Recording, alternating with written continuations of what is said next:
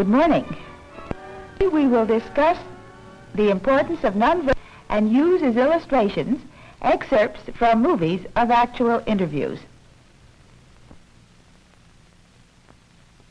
Every student of psychiatry knows that what the patient tells him of his feelings and attitudes is communicated to him nonverbally, sometimes more accurately than by the words themselves. Nothing odd about that, because everyone reacts to the gestures, the intonation of the voice, the facial expression, and these are very important even at the first glimpse of the patient. The patient may tell you by his appearance when he first walks into the office as to whether he is glad to be there, or at least trustful and confident, or whether he is mistrustful or frightened, or just how he is reacting to his first psychiatric interview. And you can then act accordingly. The face, of course, is the most important part of the body for expressing subtle shades of meaning, subtle feelings. But all parts of the body are important. The posture, particularly so, it seems to me. For instance, if a patient walks into the office looking like this, you know by the droop of his shoulders that he is depressed or unhappy, tired. If he walks in looking like this, overconfident, rather cocky, you know that he is unwilling for you to see his real feelings. He may be as depressed as the first person, but he's putting on an act to hide it from you. So the way you would treat each of these patients would be quite different. These nonverbal expressions may reinforce, amplify, or contradict the words of the patient, or they may modify them in some other way. Even without words, the patient, by his posture or gesture or expression, may silently express what he is thinking and feeling. These changes of expression, when carefully observed, even though they are fleeting, and then understood, may serve as valuable a purpose for diagnosis as laboratory findings do for the diagnostician. The fact that the patient may be unaware of what he is telling you is unimportant. Now, not only does the patient tell the doctor things without words, but the patient is observing the doctor, whether he knows it or not. The doctor, by his facial expression, his gestures, his posture, is telling the patient something of his personality. Even the way the office furniture is arranged, the kind of furniture there is, the kind of staff he has, is telling the patient something. The degree of nonverbal communication depends, of course, in part on the cultural background and in part on the individual. For example, take a look at this film and note what the patient is trying to communicate nonverbally.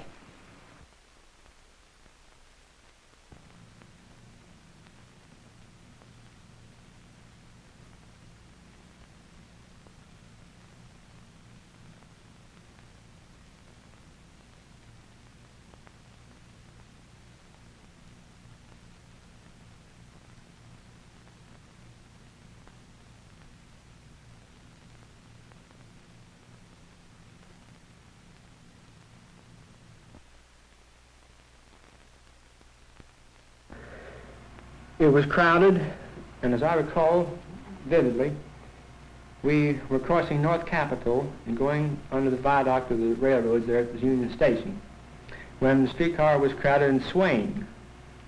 And just as we passed, in my line of vision, we passed a big truck that was parked double, and when the streetcar swayed like that, a fear sensation gripped me.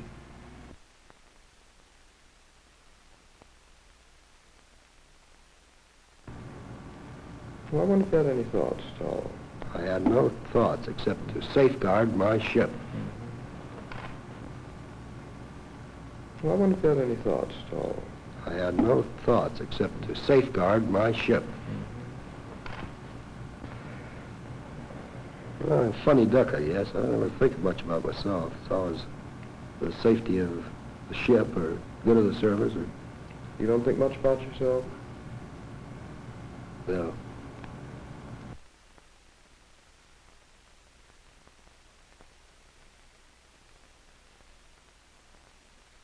Well, I don't know, you just get mad enough to not to give a damn about if you get hurt or not.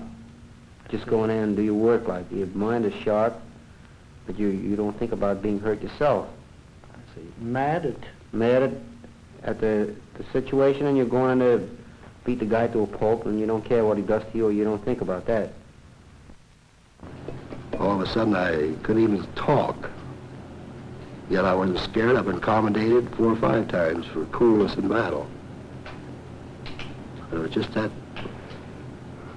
I started getting that again, you know. And You weren't scared? no. I just freeze up.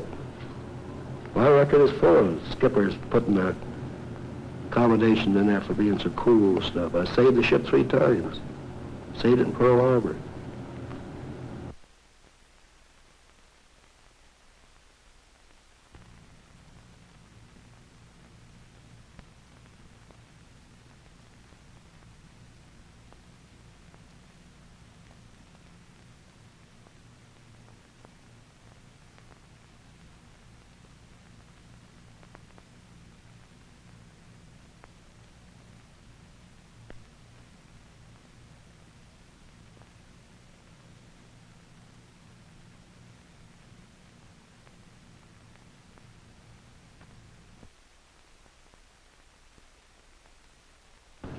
All of a sudden, I couldn't even talk. Yet I wasn't scared. I've been commendated 4 or 5 times for coolness in battle. It was just that... I started getting that again, you know. And You weren't scared? no. I just freeze up. My record is full of skippers putting their accommodations in there for being so cool and stuff. I saved the ship 3 times. Saved it in Pearl Harbor. How do you mean, strange? Well, I'm a funny duck, I guess. I don't ever think much about myself. It's always the safety of the ship or good of the service or...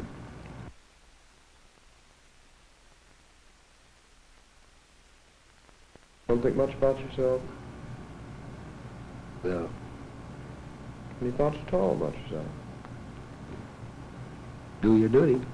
Do what you're told and do it the best of your ability. That's odd, isn't it? Well, tell me about it. I don't... Here you were in a tight spot. Ship might get hit, lots of people lost, and yet you say you didn't think about yourself. No, why should I think about myself?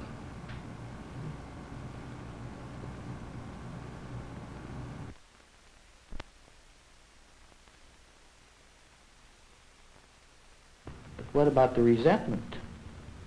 Well, that isn't too bad. I mean, I know that it's paying me my living or my daily income, so I do it anyway. I've learned to tolerate a lot of things that I don't like to do, and eventually they Well, become now, when you say unimportant. that, what do you mean when you say you've learned to tolerate what you don't like?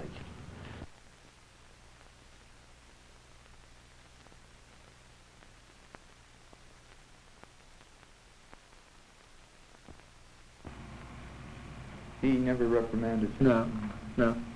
Never licked me. Mother did. But everybody gets a licking from their mother, I guess. Of course, that I mean, that is not that hasn't anything to do with these anxieties. That part doesn't. That I've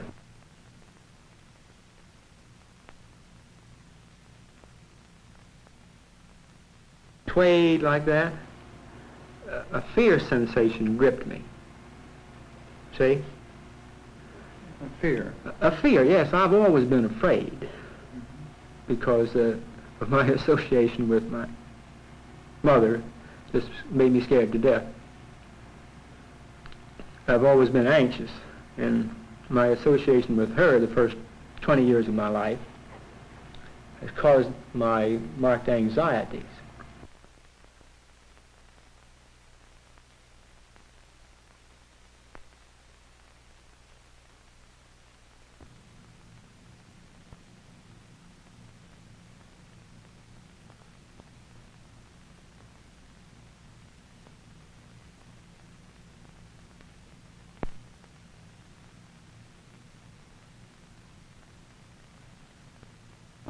That I was able to get around sending her home in a more or less dignified manner, because after all, regardless of how many things that I think she's done that I don't like that have caused me difficulty, after all, she's still my mother.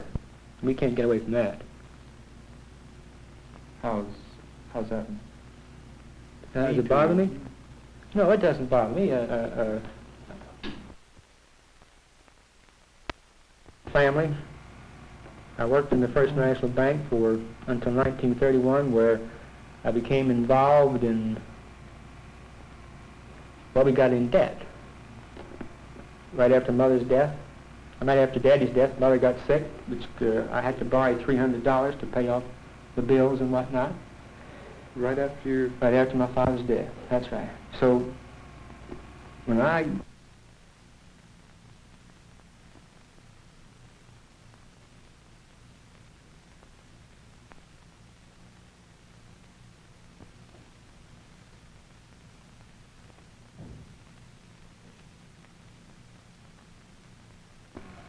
But in what way was it aggravating?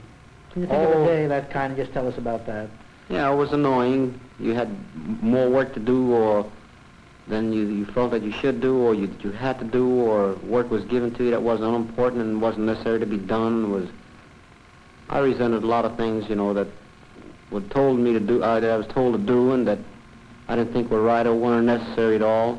Like any army, some damn fool corporal that didn't know what it was all about, and he was in charge of a detail. He would tell you to do things, and it was just more or less to satisfy him, or he just wanted to show authority, or he wanted it done his way, and I knew better or different.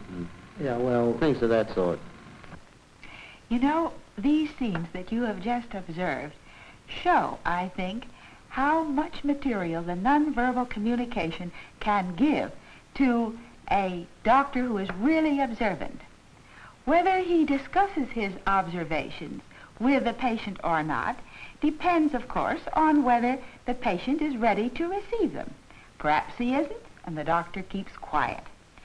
Even if the patient is ready to discuss the conflict that is implied, the doctor is at best advised to wait a bit and see if the patient himself won't come forth with the suggestions. If he doesn't, then it's time enough for the doctor to tentatively suggest what is in his mind about the situation. This is easy to do because there are constantly indications expressed non-verbally to the patient. Stimuli go back and forth between doctor and patient all the time. Sometimes the doctor is aware of it, and that's fine. Sometimes he isn't, but it's far better if he is. It's often important for the doctor to encourage the patient or just show interest, and he can do that in various very simple ways. For instance, just a change in posture, or a nod, or a glance of encouragement will be most helpful. Or he may use a very simple syllable like, well, or yes, All of these will give the patient that little bit of encouragement that he needs. Now, let's look at some other films in which you can see the doctor's expression and try to understand what he is trying to convey.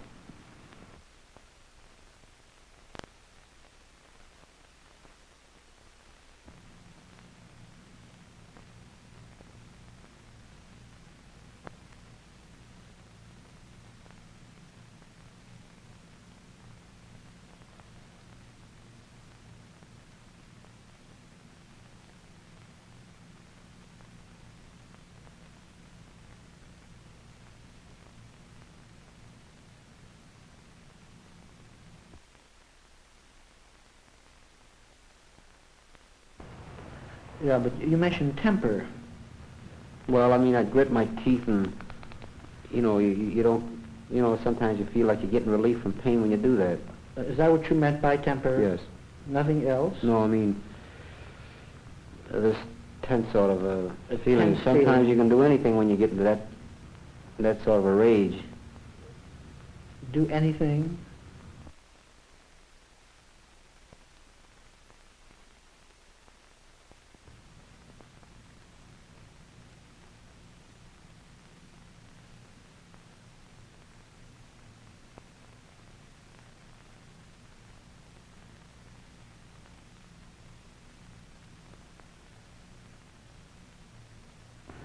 And I was hemmed in, see? I never liked to be hemmed in anyway, or in any situations, and sir? Never liked to be hemmed in? No, it's,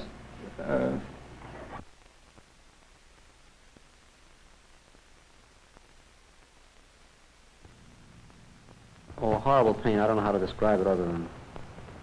Yeah, but you mentioned temper. Well, I mean, I grit my teeth and, you don't, sometimes you feel like you're getting relief from pain when you do that. Is that what...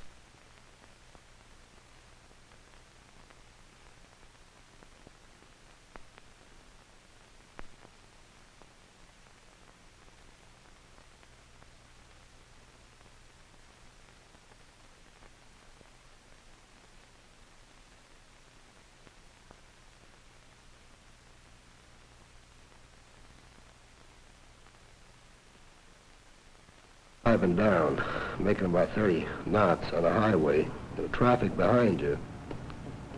What were your feelings in blaming him at that time? Your thoughts that went on? Well, I kind of like to got my hands on him.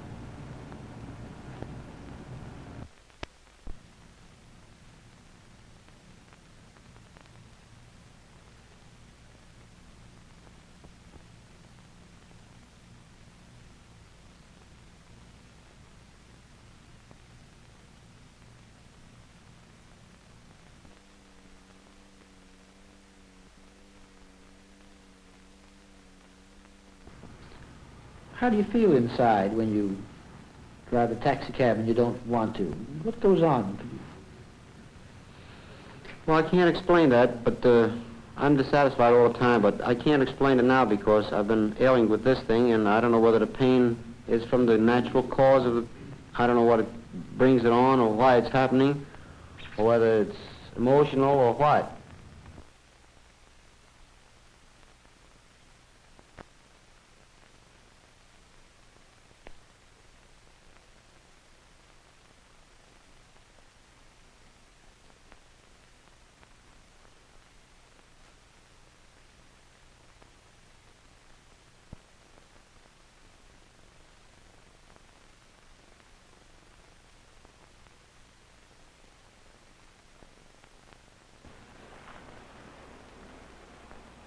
I'm Dr. Skinner. Healy's my name, doctor. Won't you sit down? Thank you. Wonder if you could tell me a little bit about your trouble, Mr. Keating. Well, this trouble started out with a sensation. It was a hot and cold sensation that ran over me on a crowded streetcar right in the center of the city.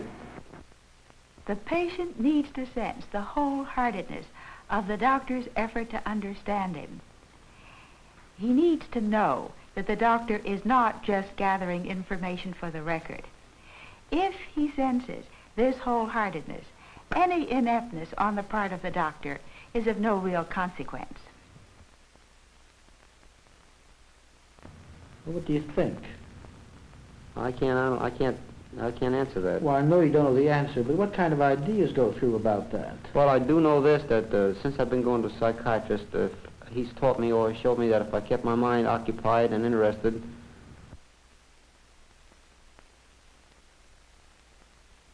Going out, just anxious, is just anxious. If a person that hasn't experienced any of these anxious feelings, it's so hard to describe, but your stomach is all empty all the time. You're just going out. You don't it's a hell of a sensation. It's hard to explain, but you just don't have anything in there. You're eviscerated. No, nothing in. That's right. You just feel all going, all washed out, all the time, just anxious, and then it turns, you know. So.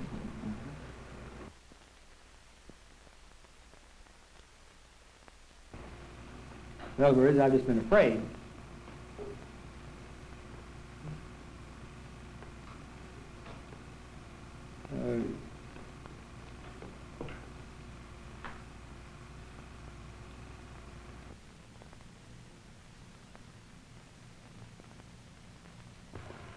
So she says, well, if it hurts you, go to a doctor. But I let it go about 2 or 3 days, and then I finally did go to a doctor. And this doctor gave me injections of vitamin B1. Yeah, well, let's get back to that now. You say you got home about 3 o'clock. Yes.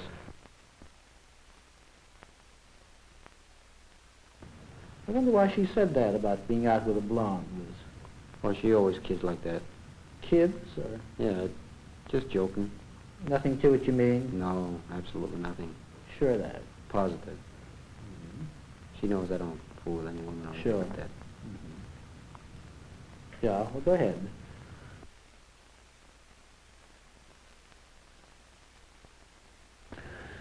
Well, Mr. Kramer, you told us a good deal. I wonder if you'd want to come back again sometime so we can talk about this, because I think it might be distinctly worthwhile. Well, that's all I'm interested is in getting better, because Yeah. I've tried about everything I know how. And Would you want to come back, we'll say next Thursday at 10 o'clock? Is that... any time it's convenient for you is okay with me. All right, Mr. Kramer. Thanks very much for coming in. Thank you very much, Doctor. Well, Mr. Kramer, you told us a good deal. I wonder if you'd want to come back again sometime so we can talk along some more about this, because I think it might be distinctly worthwhile. Well, that's all I'm interested is in getting better, because Yeah. I've tried about everything I know how. And Would you want to come back, we'll say next Thursday at 10 o'clock? Is any that... time it's convenient for you is okay with me. All right, Mr. Kramer. Thanks very much for coming in. Thank you very much, Doctor. Now let's review some of the aspects of the doctor's behavior. Those that further therapy, those others that may well hinder it. First, let's consider the importance of his awareness of his own feelings, changes in his attitudes, and their effects on the patient. His confidence in himself is very important. For instance, if he makes some slight error in misinterpretation of no importance in itself to either the patient or to him, but if it should seem important to him to have made any mistake, it interferes with the doctor-patient relationship. On the other hand, he may well react personally to something the patient says or something in the patient's personality, and this hinders the objectivity with which he's dealing with the patient. A third thing sometimes happens in therapy, and that is that the patient may evoke a response from the doctor of which the doctor himself is not aware. At least he's not aware that the patient is evoking it. For example, a patient may wittingly or not set out to get the doctor's goat, and the doctor does get mad. All right? He may not even know that the patient has been doing this thing to him. So you can see how important it is to be aware of feelings, aware of the effect, and indeed, it may well be crucial for therapy. It is obvious that it is very important for the doctor to train himself to recognize and to understand his own feelings and attitudes, as well as their effect on the patient. The patient uses the same means to give cues to the doctor as the doctor uses to the patient. These we have illustrated in the first part of the film. The anxiety, the fear, the distrust, and so on that the patient shows, as well as those areas in which he feels secure. It is the understanding of these by the doctor and his ability to work with them that the patient surely senses and gives the patient the desire on with therapy.